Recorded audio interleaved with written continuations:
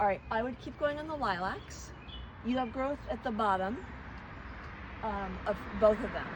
So I feel confident that you can whack it back and you'll get new growth off the bottom. Even if you don't get a ton off the trunks, you'll get some off the bottom. They're not getting a lot of light because of this hemlock. So, but I still think you'll be okay. Maybe take off the bottom couple of branches of the hemlocks. Get rid of this maple. Whenever you are struggling to go down the stairs, take off more branches on this hemlock. Along the fence, so I would move the rose that's over by the hydrangea. Well, we'll come around. Sorry, never mind. I don't think this is getting enough sunlight, but also it's probably a dud because the winter was kind of cold at times, but also mild. It didn't do anything for you. You didn't cut them back. You know, get some sun. I would say you could give this one more year, or you could just put something else here. This is literally the most prominent thing. Okay. You drive in and see this thing, which is nice.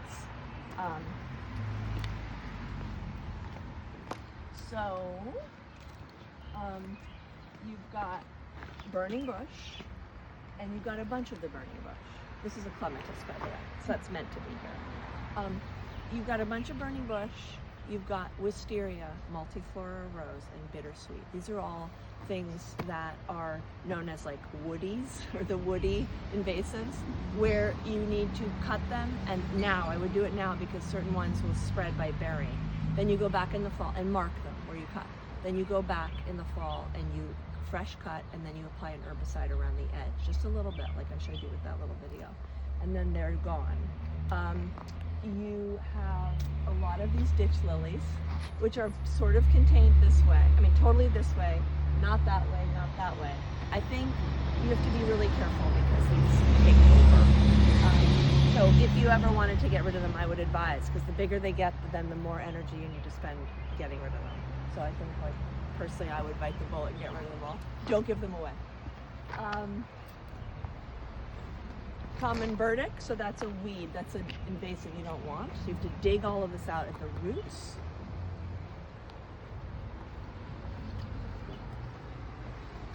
Prune their arborvitae branches back, prune the lilac down so that it has more space and more light. Maybe a little bit of this too, and then same thing with the arborvitae.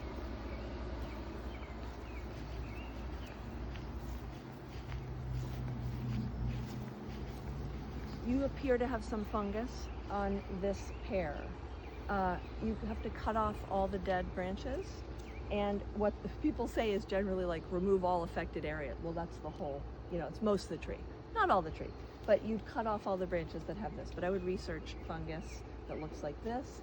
And what you have to do with the fruit trees is they're high maintenance. So orchards spray like 15 times in a season. You've got to fertilize at the right time. You've got to prune it late winter. And then you've got to clear out for light and air to get through. And then you need to spray. And so it's like, that's high maintenance. So you may or may not want to continue this, but you've inherited 13 fruit trees. So you may want to give it a go. This is a dappled willow. This gets immense, as you can see. You can whack it down to nothing and it'll resprout. So you can control the size. It's great for privacy and everything. You don't need it to be this big necessarily. I would put it at the lower end of your list. It's not burning to a crisp. But it is in the way of this fruit tree. It's kind of a strange placement for this actually, because it's like it doesn't have any room. You've got the bittersweet over there, which we cut. I think you go back in the fall and deal with that again. You've got this whole area of mostly poison ivy and then Virginia creeper. And some goldenrod randomly. And then the ditch lilies.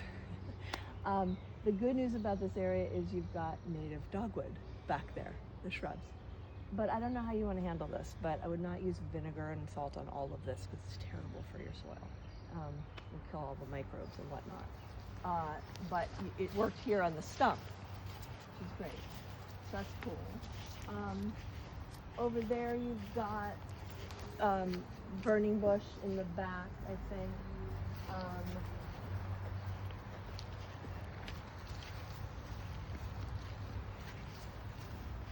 In this area, so there's one burning bush here that arrived from these. this is your big problem in here, which is the multiflora rose. And then you've got grapevine. You've got wisteria in here. You've got an extremely overgrown and mangled arrowwood viburnum and elderberry plant, both native.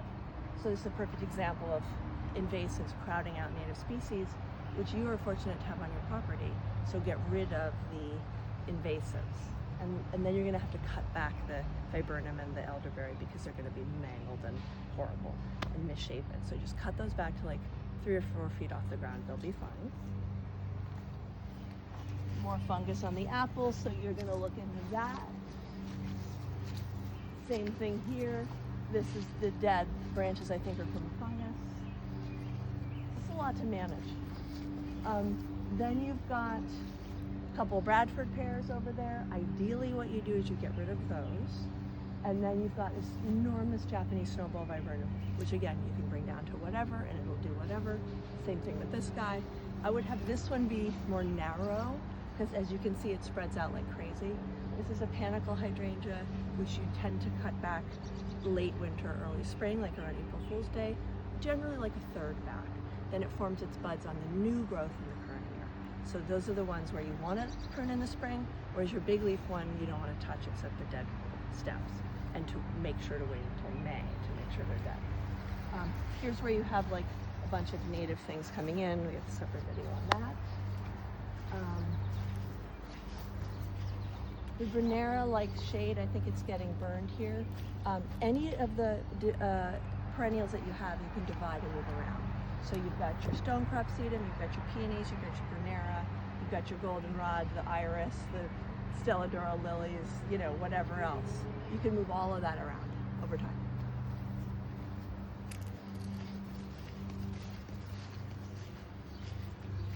If you can get rid of the autumn olives, 1, 2, you can then whack all your lilacs down and let your lilacs fill in this area.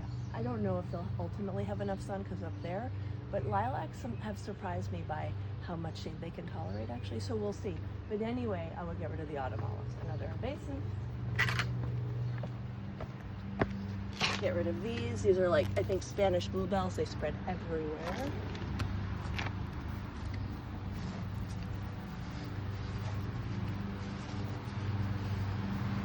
There's your wisteria we cut down.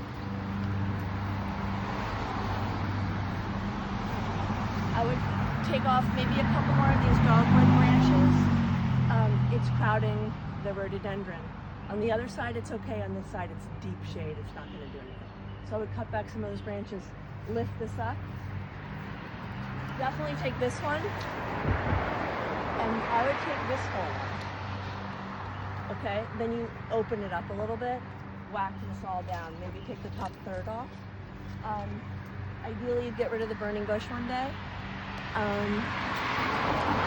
You could also get rid of this one, the Regella, or maybe right here. Just open it up, give it more sun.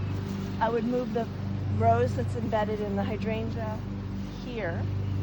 Over time, fill this in with some of the perennials in the back.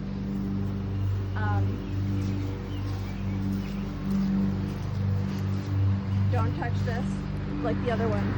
This has very limited blooms.